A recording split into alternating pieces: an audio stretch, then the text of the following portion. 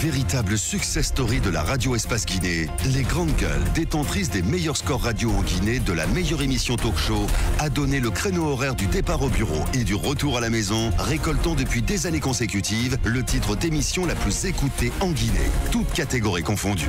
Un grand total de plus de 5 millions d'auditeurs ont été fidèles au talk show Les GG, diffusé jour après jour sur toutes les stations du réseau Adafo Média de 9h à 10h30, un exploit qui restera longtemps dans les annales de la bande FM en Guinée. Antoine, c'est pas passé inaperçu, hein. C'est décret à l'appel, ces nominations qui continuent donc de prévoir. L'heure des récompenses tardives a sonné. Il faut faire en sorte que tout le monde soit contenté parce qu'on arrive vers la fin du mandat. Et apparemment, il est important que chacun se prépare parce que dans les jours à venir, il se peut que parmi nous, quelqu'un ait son nom dans un décret. Ben non, attendez quand même. Qu'est-ce que tu racontes? Mais ça peut-être toi. Peut-être toi. Attendez quand même. Vous ne comprenez pas. Non. Non, mais on va te récompenser pourquoi? Voyez mon regard. Ironiser de la sorte. Voyez mon regard. Mais attendez que je finisse. Là, des pions là-bas. Non, mais il dit que c'est la période de récompense. Est-ce qu'il a fait quelque chose pour être récompensé? Il faut seulement je pouvais aller jusqu'au bout. s'attendre donc au don d'Antoine Kourma au JT de la RTG ce soir. Heureusement que je ne suis pas encore allé jusqu'au bout de mes idées. D'accord. Je disais ceci. Attendez-vous à voir votre nom dans un décret dans ce pays. Parce que le constat, pas du tout. Je vais jusqu'au bout de ma logique. Ne serait-ce que parce que les réactions ici sont telles une fessée admonestée matinalement ce matin. Voilà, si tu es à la recherche d'un décret, écoute, il n'y a pas à en rougir. Mais il y en a ici pour l'instant qui ont choisi d'attendre le décret de Dieu plutôt que celui d'Alpha Condé. Parce que l'heure est au rappel des troupes. Tous ceux aujourd'hui qui sont en train de rentrer dans ce train-là savent exactement pour quelle odyssée ils sont en train de s'embarquer. Je crois que moi j'adore ce moment. Parce que les masques sont en train de tomber. C'est pas juste. Non, c'est vrai. Moi, j'adore. J'adore ce qui est en train de se passer. Attendez-moi. Quand même, qu'on s'attend à ce que chacun de nous ait son nom dans un décret.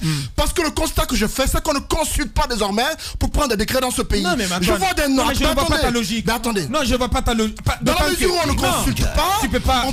Mais le choix se fait par hasard désormais. Oui, jamais. Le décret est tombé hier. Les décrets tombés hier. Les gens sont toujours consultés. Mais attendez, les décrets tombés hier. J'ai vu des noms. Il y a un débat là-dessus. Il y en a qui ne sont pas consultés. Attendez, j'ai vu des noms dans ce décret et des fonctions auxquelles ils sont affectés. Mais je ne comprends pas. Il y a des fonctions qui ne sont même pas déterminées. On parle de directeur général adjoint sans déterminer le poste auquel il est affecté. Je vois Maka Baldé qui vient de la France, qui est des NFD, qui est nommé directeur général adjoint de l'Agence nationale du volontariat jeunesse. C'est bien beau, on sait que ça c'est un élément de Mokhtar Diallo. Quel est ton problème ce matin? Attendez, on va le laisser aller au bout. Attendez, allez-y. Vous aurez le temps de parler. Allez-y. Maka Baldé, on sait qu'il fait partie des NFD. C'est un élément de Mokhtar Diallo. C'est le vice-président des NFD. C'est normal qu'on récompense les NFD pour le soutien apporté au président Alpha Condé. Mais le constat que nous faisons, on a l'impression qu'Alpha Condé a envie, vers la fin de son dernier mandat, de récompenser tout le monde. Et désormais, chacun peut s'y trouver. C'est soutien. Mais tout le monde parce que... Est-ce que politiquement, c'est pas correct? C'est politiquement correct. Non, vous dites c'est soutien. C'est politiquement certes correct. C'est quoi le débat dans ce cas-là? Le débat, c'est la compétence des personnes qu'on nomme au poste. Est-ce que les personnes nommées... Alors, Maka Baldé, il est nommé à ce poste. En quoi ce poste-là requiert des compétences particulières que Maka Baldé n'a pas? La compétence de son background. Non, mais il ne faut pas en faire un débat de personne. Non, mais il ne remet pas en doute les compétences. Mais c'est ce qu'il dit. Non, attendez, Mohamed, non, Mohamed, il ne faut pas déformer. Il pose un débat d'ordre général sur les compétences dont peuvent se prévaloir les personnes, les promus. C'est important. Est un ami, je n'ai rien contre lui, je ne dis pas qu'il n'est pas compétent. Je ne parle pas des personnes nommées. Alors, parmi les personnes nommées. Les personnes nommées aux différentes fonctions. Est-ce qu'on a tenté de comprendre? Est-ce qu'ils sont capables de mener à bien la mission pour laquelle ils ont été désignés? Moi, je pense que c'est sur quoi il faut plutôt mettre l'accent, c'est la nomination de Michel Bémi qui va des impôts, qui va à la Sugipa. C'est une nomination, de mon point de vue, totalement politique. Je prends le cas de Djibril Kaké, directeur national adjoint des sports et des activités physiques. Ben, je ne dis pas que la fonction n'existe pas, mais Djibril Kaké, on sait que c'est un auditeur non seulement du RPG, militant du RPG, mais je me demande bien ce qu'il va y faire, parce que, voilà, je le connais certes pas, mais on attend de voir ce qui va se passer, mais apparemment, là, encore une fois, les postes, c'est des récompenses. Je peux poursuivre maintenant. Puisque je crois qu'il avait gros sur le cœur concernant deux noms. Voilà, moi je dis. Pas du tout. Je dis rectificatif. Je n'avais pas gros sur le cœur concernant deux personnes. Je le dis de façon générale. Oui, mais c'est que tu n'as parlé que de deux personnes. Bien. En tout cas, ton discours n'est pas intelligible. On va sortir de cette polémique là, s'il vous plaît. Justement, ce que moi je disais que j'adore ce moment.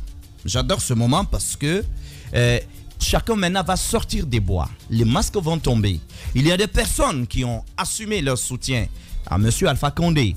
C'est le cas de Mokhtar Diallo, Nonos Ban. Tout ce qu'on a pu dire de lui, moi c'est le genre de personne quand même dont j'apprécie le courage politique. Tu peux ne pas être d'accord avec leur position, mais ils ont au moins ce courage-là. Maka Baldé accompagne M. Mokhtar Diallo, si vous voulez aujourd'hui, vers la mouvance. Je trouve que c'est cohérent dans la mesure où il est vice-président de son parti politique. Le parti politique a envoyé quelqu'un.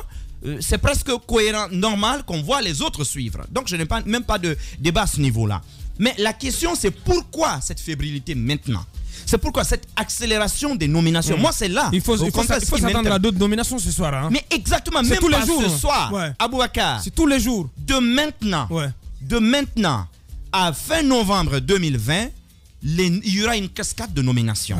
Il y aura des nominations, il y aura des renvois. Oui, parce que hier c'était la jeunesse, le plan, le développement, la coopération, les sports. Donc aujourd'hui, c'est peut-être le tour pour d'autres départements ministériels. Ça va venir. Croyez-moi, ça va venir, surtout que dans certains départements, on s'est rendu compte que les ministres sont entre guillemets des ministrants qui n'ont peut-être pas l'envergure de piloter ce qui approche. Donc on fera en sorte au moins de leur donner soit un cabinet ou en tout cas une équipe forte qui pourrait, si vous voulez, tenir tête à toute velléité de soulèvement. Mais encore une fois, cette question de troisième mandat ou de nouvelle constitution est en train, aujourd'hui, maintenant d'apparaître. Ceux qui avaient des doutes, quand nous on parlait, on entendait des leaders politiques du premier plan qui disaient « Je ne veux pas discourir sur ce qui n'est pas encore apparent. » Je crois que maintenant, ils se sont rendus compte qu'on ne parle même pas de retouche constitutionnelle, mais qu'on parle là de nouvelle constitution. Je pense que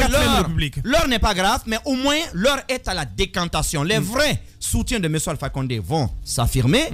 De l'autre côté, les vrais soutiens de la cause de la République vont s'affirmer. Mais en troisième camp, ce seront les soutiens, si vous voulez, des personnalités politiques de l'opposition. Parce qu'il y a des gens dans l'opposition qui pensent tellement à eux, sont omnibulés par leur propre personne, qu'ils ne pensent, en fait, qu'ils voient des petits calculs dans tout ce qui se fait. Aujourd'hui, leur problème, si on retire par exemple nos députés de l'hémicycle, les suppléants vont nous trahir. Les suppléants seront rappelés par M. Alpha Condé. Ils iront à l'hémicycle. Si vous savez que les suppléants peuvent vous trahir, pourquoi à l'origine, vous n'avez pas cherché à mettre des suppléants beaucoup plus responsables et beaucoup plus crédibles? Merci Mohamed. Attendons de voir ce qui va se passer demain du côté de Dubreka. Allez-y. Mais moi je ne suis pas étonné parce que depuis un bon moment, vous avez constaté que depuis un bon moment, on fait la promotion de la médiocrité, de l'incompétence dans ce pays-là. Ça, c'est quand même des éléments qui sont avérés. Je ne suis pas surpris de certaines nominations. Le président Alpha Condé et son entourage, ils sont aujourd'hui dans un projet. Oui, attendez, ils sont dans un projet. Merci de reconnaître qu'il y a des incompétents qui ont été nommés. Donc, ils sont dans un projet. Les compétences qu'il faut vendre aux populations pour la promotion, pour faire de la Guinée un pays émergent, pour parler de développement, ces questions ne sont plus au centre maintenant des préoccupations. C'est la RPJisation des préoccupations aujourd'hui, à mon avis, de cette administration, de cette équipe gouvernementale. Donc, on est dans un projet. Il faut prendre des cadres qui ont la capacité de mobiliser, qui ont cette capacité d'apporter un véritable soutien. Au-dessus de tout soupçon.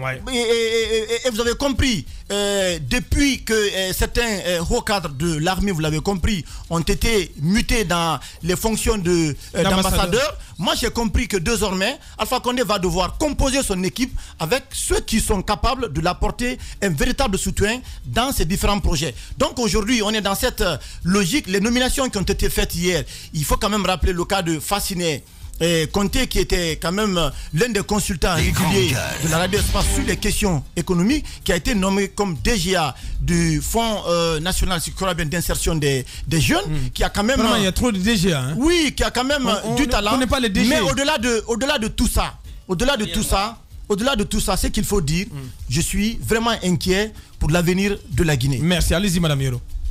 Non mais moi, c'est ce qui me fait un peu mal ces derniers temps, c'est les propos que les gens tiennent par rapport à cette question de troisième mandat, surtout dans les médias. Je pense qu'on devrait être très prudent. On devrait faire très attention, ne pas mettre la charrue avant les bœufs. Pourquoi? Parce que le principal concerné ne s'est jamais prononcé en faveur d'une question de troisième mandat.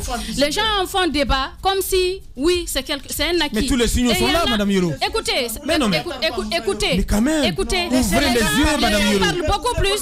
Mais ouvrez les yeux, Madame Yoro. Vous voulez que je me taise? Non, mais pas du tout. Non, mais je veux me taire. Allez-y. Je peux me taire? Allez-y, allez-y. Vous avez le chef de file quand même de l'opposition qui vient de le reconnaître. Ça, c'est le chef de file de l'opposition. Allez-y. Nous, en tant que médias, qu'est-ce qu'on devrait faire? C'est lui l'a reconnu déjà sur C'est lui n'a qu'à le reconnaître, c'est un politicien, c'est le chef de file de l'opposition. Que devraient faire les médias? Parce que je pense qu'il ne faut pas oublier le rôle que doivent jouer. Il faut se taire là-dessus. Il ne faut pas se taire là-dessus. Mais il faut faire une analyse.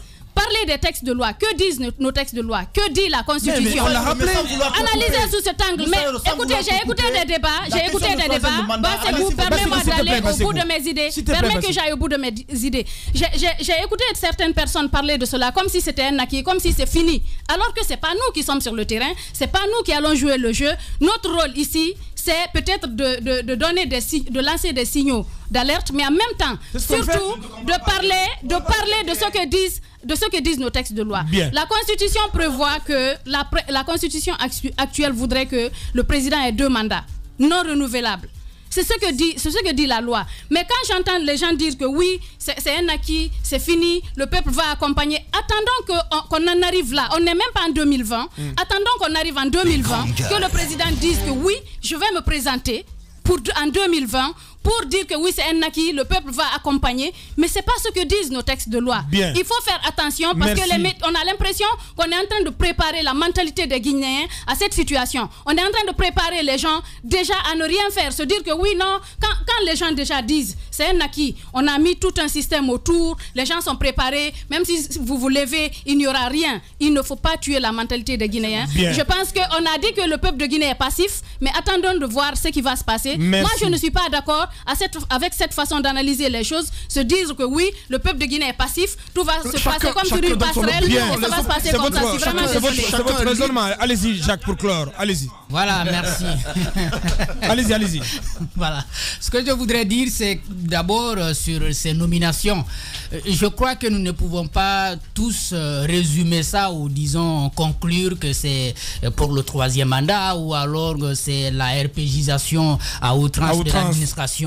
Je crois que si nous posons le débat comme ça, on va se poser donc le gouvernement n'a-t-il pas le droit de meubler ces départements ou de modifier un peu les postes? Je pense que le gouvernement a toute la liberté, bien entendu, de procéder à ces nominations. Et puis dans l'ensemble, qu'est-ce que j'ai constaté à part quelques-uns qui ont fait leur entrée dans le département ministériel? C'est un remplacement, c'est un chef de cabinet un chef de cabinet qui a été nommé conseiller principal, un conseiller principal qui a été nommé secrétaire général. Je crois que c'est à une chose comme ça qu'on a assisté et c'est bien normal que les ministres des fois puissent tenter, disons, de se servir de la compétence de quelques-uns des cadres au niveau des départements pour faire fonctionner les choses. Je pense que la question fondamentale, c'est de savoir c'est quoi le rôle de quelques postes qui ont été créés. J'ai vu, par exemple, au niveau du ministère de la Jeunesse, beaucoup de postes qui ont des similitudes, même au point de vue appellation. Vous vous demandez, en fait, qu'est-ce que tel va faire et qu'est-ce que tel autre va faire. Ce sont des questions comme ça qui peuvent être posées. Et il y a un constat personnel que j'ai pu faire au niveau du ministère de la Culture, des Sports et du Patrimoine historique.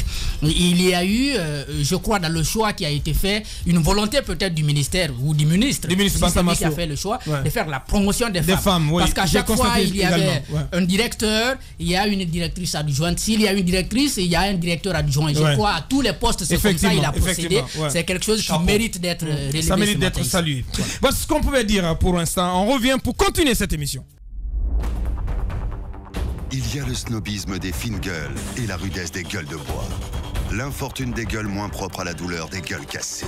Il y a les jeux d'esprit des drôles de gueules, le piquant des amuse-gueules. Mais par-dessus tout, il y a l'audace et la pugnacité des grandes gueules de Radio Espace. Exubérante et effrénée, rarement politiquement correcte et toujours excessive, les grandes gueules plus que jamais déterminées. Grande gueule à vie. Seul le Tout-Puissant pourra nous faire taire. Bienvenue chez les GG de Radio Espace Guinée.